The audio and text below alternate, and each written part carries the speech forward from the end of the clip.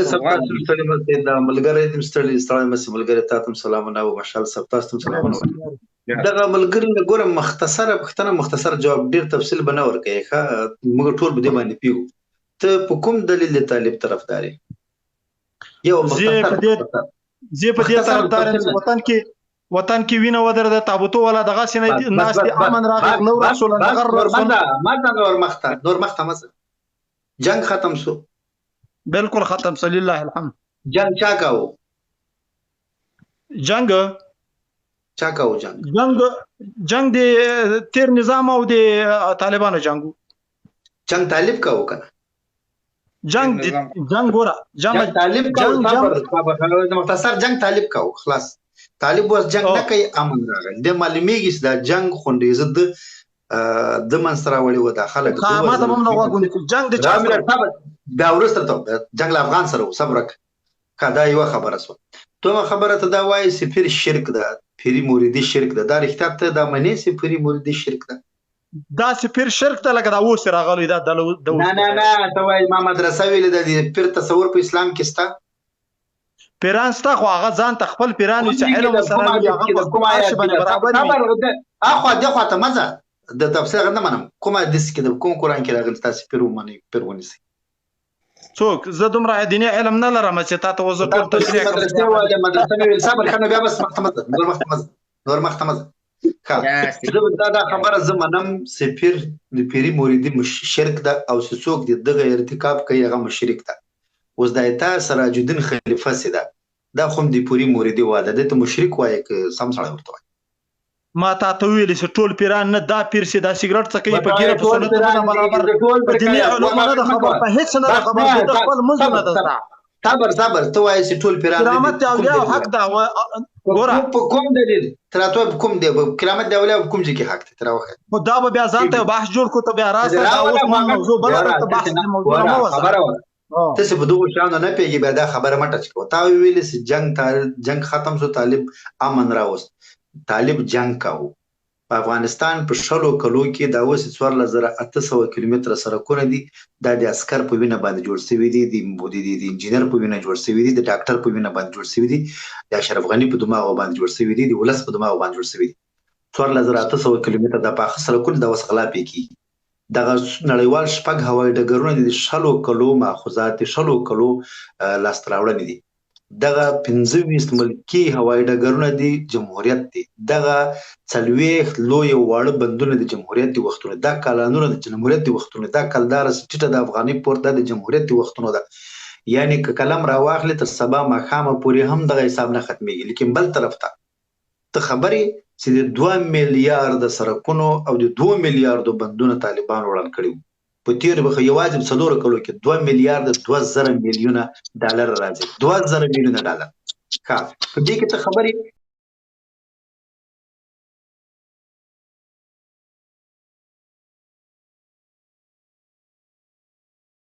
چې دوی د کمال خان د بند څومره ساتونکو کې مړ کړل ته خبرې چې دوی د مچلغو د بند د ماوي ته پکتیا د زم د لوی پکتیا د مچلغو د بند هغه ساتون کوي هغه په واګونی یو سلام ما ته وخت تاسو مونږ هم جمهوریت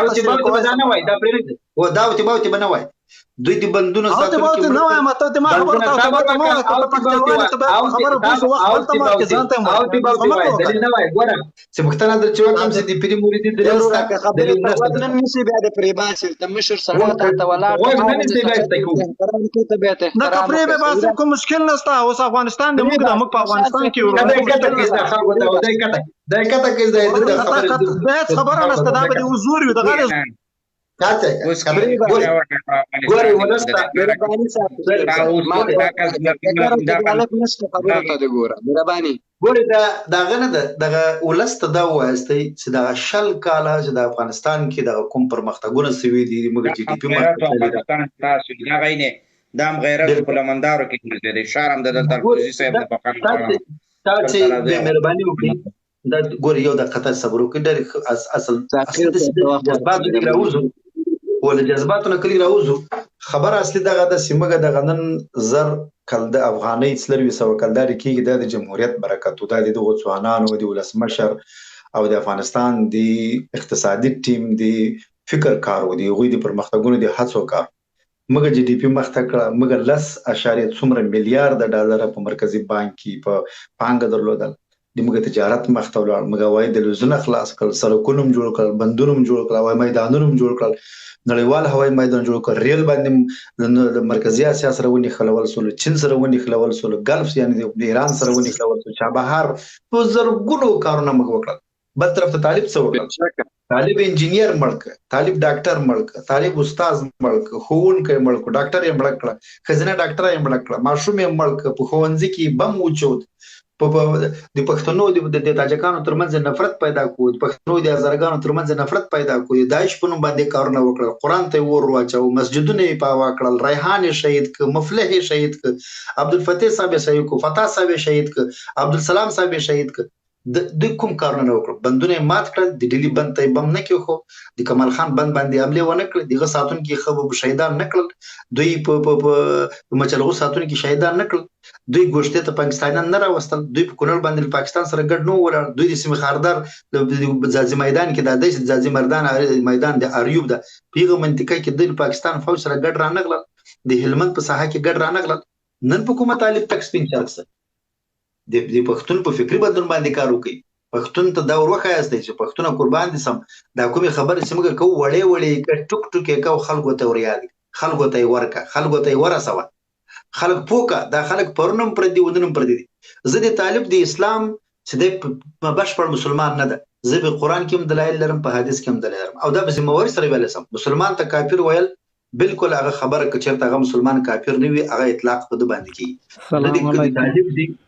وعلیکم السلام د طالب د گمراهی لپاره هم دلایل لرم او د طالب د خوارجت لپاره هم دلایل لرم د وطن دښمنی لپاره هم دلایل لرم د جاسوسي لپاره هم دلایل لرم ګوري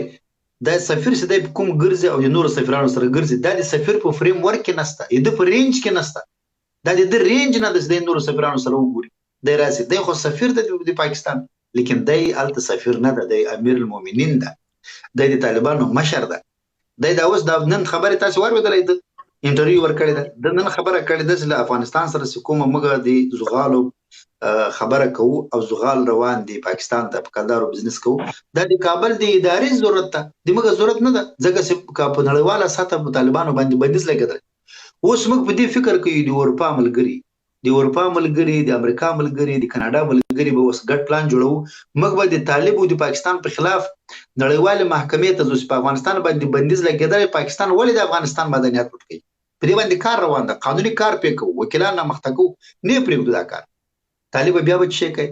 تا خدا زغال ختم کړل دا زغال دغه دولې ولست باندې خبر سو سبا د یورا د لیتیم وارد نو زه د خلکو ته وایم طالب د دین د نگانم مشروعیت نه لري د افغانیت د نگانم مشروعیت نه لري خلکو کې په زور باندې راغله ده او په زور باندې هیڅ حکومت نه کیږي پیغمبر ویل د زور باندې حکومت واړي غنه واخلي زه خلکو ته وایم د دې خلکو نه حکومت واخلي ګریوان ته لاس ورواچوي د سپیدي د بدترین خلک دي دوی د دې زمانه تر ټولو سپک خلک دي ارزل خلک دي د دوی ځای په افغانستان کې نست کوم وخت ورکو نن خو مدنیات لټ کیږي ما د قسم په خدای سبا دغه نیمه خپلواکي سي د امن منځي او افغانستان به د آزاد کشمیر د پاکستان د آزاد کشمیر حیثیت لري کابینه به یمي صدر اعظم به یمي وزیر به یمي لیکن باندې پالیسي به د پاکستاني لکه د څنګه سنن ده کرنسي به د پاکستاني فوج به د پاکستاني پلانونه به د پاکستاني عین لکه آزاد کشمیر داسې رواني او دای وای زب د وزن ماتره وکاسته دا کته مړ کې کنه کوم افغانان به دا خدای کول وزن کته مړ کې کنه کوم خدای کول دې قطار نه بوار کی کته مړ کې کنه کوم طالب له ګریوان ته بلا سر وی ډیر منم ساکخیل سے محترم یو سوال لرم د سبا ته غونډې پاکله باندې لږ ځوانانو سره خپل نظر شریک کړه بالکل نن د دوی د ملایو غونډه و دې تاسو نه انوایټ کیږي کوجه ګور دی پر دوی خو لا څور ځلانه کړو چې ملایو غونډه ده دوی د نامعلوم امیر المؤمنین یو ختم یو فرمان څه ورته وایي دایم دی نشر کړی او پیغه کې ویلی اوسې معلوم ساقي خیر صاحب خو مشهور نامعلوم مشهور په نامعلوم بالکل دوی ویلی چې پرون بالکل دوی جلسه غونډه ونن او دوی بل کار کړی دوی د افغانستان عنعنوي دغه دودیزه لویه جرګه سوه دې نوم یې بدل کړی ده. دوی د لویه غونډه نوم یې ورکړی یا د علماو غونډه نوم یې ورکړی ده. یعنې د افغانستان ولس د افغانستان عنعنات یې ورنه منفي کړل. ګورې دلته یو شی زه ذکر کوم، کله چې په اول د هجرت د اول کال د هجرت نو پیغمبر صلی الله علیه وسلم مدینه منوره ته هجرت وکړ. کله چې هجرت وکړ نو د حالات وڅېړل.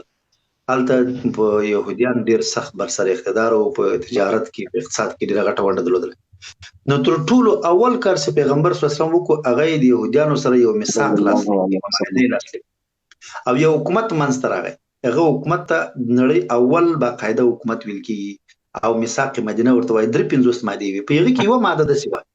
چې ټول اړخونه مسلمانان او یهودیان به محلي عنعناتو ته، دودونو ته، رواجونو ته په درنه سترګه ګوري، سپک به نه ورته ګوري. یو د بل ملګري به یې د مدینې دفاع به ګډه کوي. ښه ته راته ووایه تا نن د افغانستان